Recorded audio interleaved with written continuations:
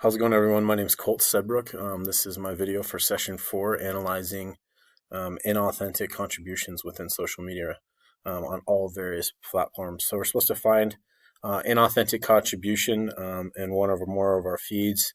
I was able to find this on Facebook. I was able to find this on Twitter, not necessarily on Instagram, but probably on Facebook and Twitter.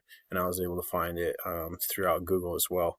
And so when we were looking at this, what I was kind of trying to find was various prompts that would I be able to look at something that was important in the sense of mission and trips, and maybe business as mission, having the ability to go over establish a business. And so I looked at all those opportunities in various circumstances and found this article on charisma, which is by this minister by the name of James Lee Grady.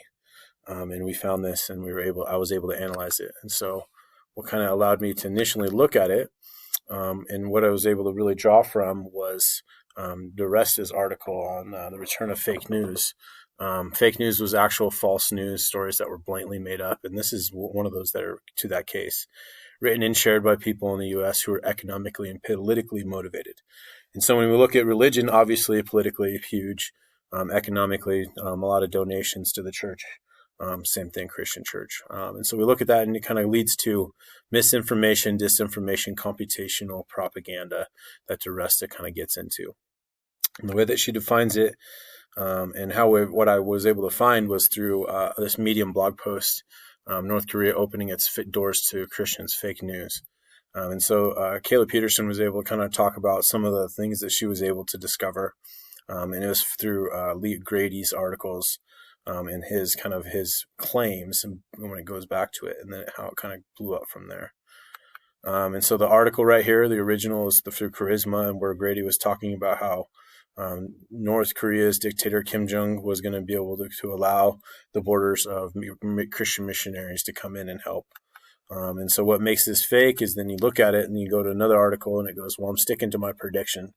So it's a prediction. It's not a claim. There's no U.S. support. There's no church backing behind this. It's just a simple, I predict that someday in the future that North Korea's borders will open up because of Trump and this. And so it's not about getting into Trump or getting into Kim, but it's about these claims and how this can be misleading to certain groups of people. And so when we look at this misleading, it's not always the case, because there's opportunities for other people to really put the truth behind it and say North Koreans keep faith in underground churches to avoid prosecution, because in truthfulness, North Korea is not the best place for Christians to be right now. And so when we look at the assignment, we're supposed to analyze the authenticity and sources, if any, and making particular note of how their contributions may be harmful to a particular targeted group of people.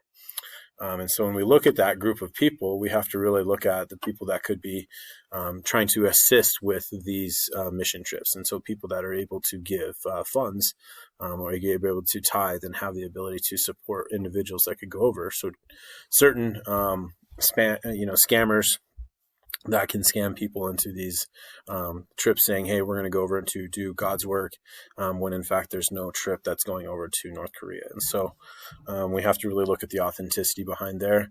In particular, groups that are also at harm is using this as a political poll and using that as something that's not truly what it's for.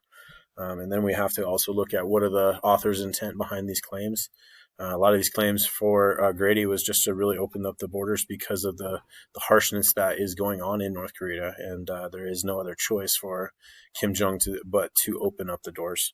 And so we have to really look at the next opportunity for us is look at the recommendations for how we can respond to this, and various social media outlets is just look at all different various platforms. Look at how many articles have been said, who has been able to contradict, and claims versus predictions. And then all of a sudden it turns into this is what the truth is, facts, being able to find the source and go back to where it's at versus just a hunch. And so being able to do this is really important. Being able to find this information is a way that we can really test the authenticity behind everything. These are some of my references that I was able to use. And I enjoyed this assignment. It was really awesome to see how you can see the various points that are being made from certain arguments across the board. But hopefully everyone has a good rest of your week and have a blessed day.